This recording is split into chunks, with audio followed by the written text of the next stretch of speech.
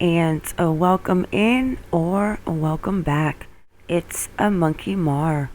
Before we get into today's video, please make sure you click the like, the subscribe, and the bell for notifications. Hey guys, welcome in. I was asked by a subscriber of mine to go ahead and touch on the disappearance of Sara Otero. She went missing from Oceanside, California, and unfortunately, body of missing Oceanside woman found at Camp Pendleton. At this point, the cause of death is still unknown, but police did say that they did not believe foul play was involved in Sara Otero's death. With that, guys, let's get into it. I'm going to start with a quick video of when she went missing, and then I am going to touch on this article. Police are also asking for the community's help to find an Oceanside woman who has been missing for a week and may be at risk. NBC7's Jackie Correa spoke with one of her family members who says her disappearance is uncharacteristic. Police say 28-year-old Sara Otero has not been seen since January 28th when she left her mom's house in Oceanside. This is outside of the norm for her. Usually if she was to need some time for herself, she would at least let someone know. Her best friends, her family, at least one of those core groups. Ryan Baer has been calling his stepsister's phone every hour since she disappeared. She stopped responding, and so I started texting my family and realized something was up pretty immediate after she stopped responding for about 4 hours. When Otero didn't arrive for her shift at the Mission Avenue Bar and Grill in Oceanside, her colleagues sounded the alarm.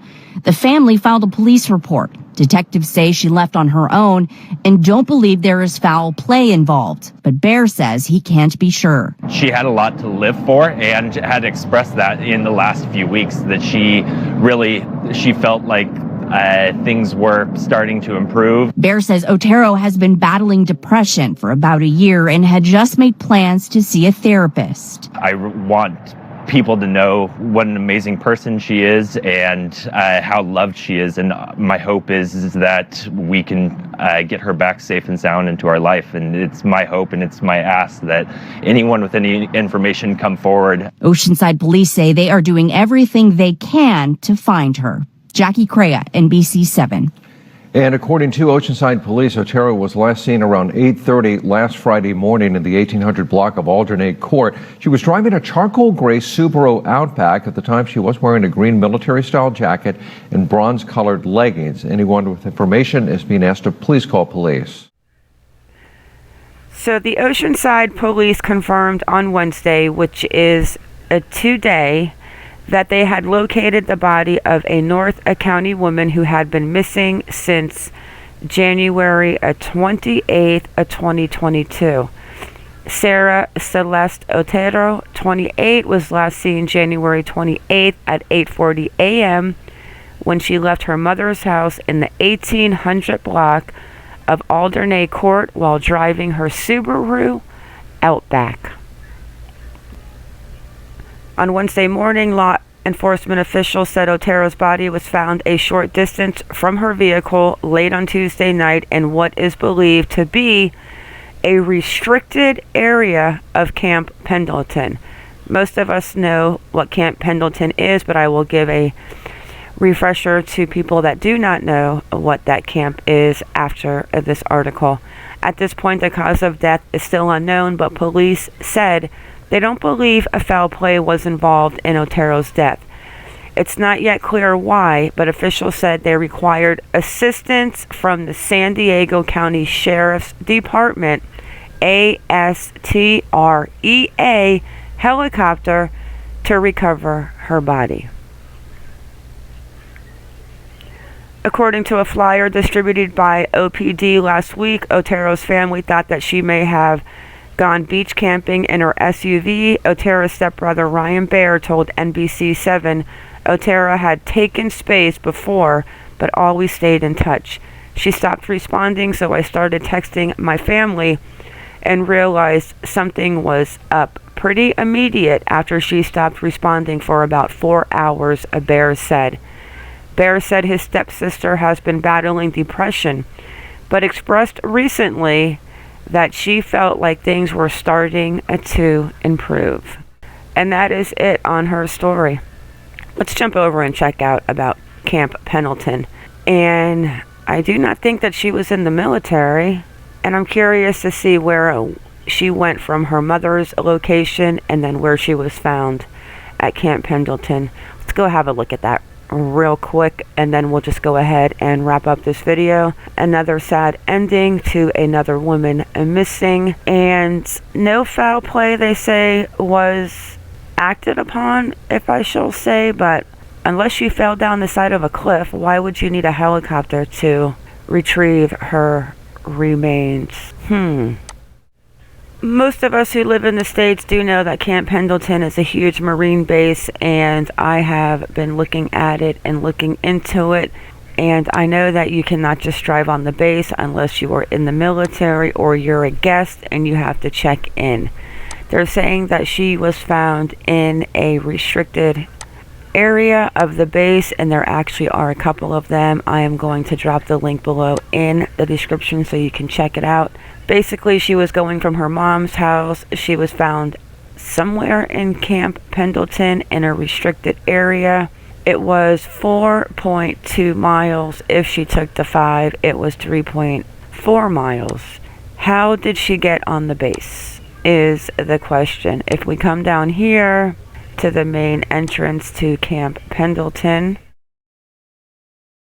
reduce speed, visitors use right lane, lights for sentry, and basically warning, U.S. Marine Corps property, authorized personnel only.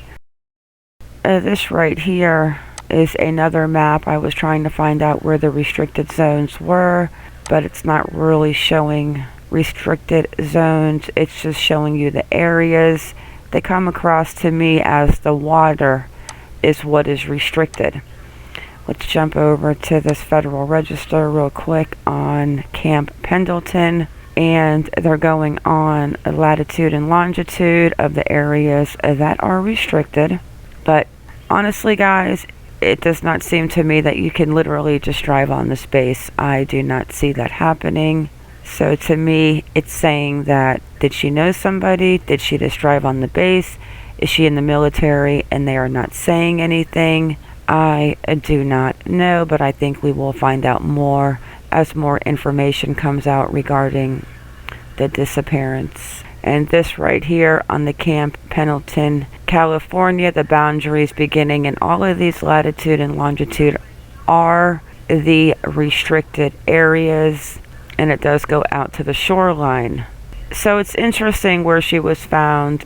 Another interesting part was they needed a helicopter to get her remains, and just very strange that she just drove to the Marine base and somehow got on the base because her car was found there. I will drop this link down below in the description, guys, if any of you want to check it out. Let me check out one more thing before we wrap this video up. So this right here basically is just going over who is allowed into Camp Pendleton.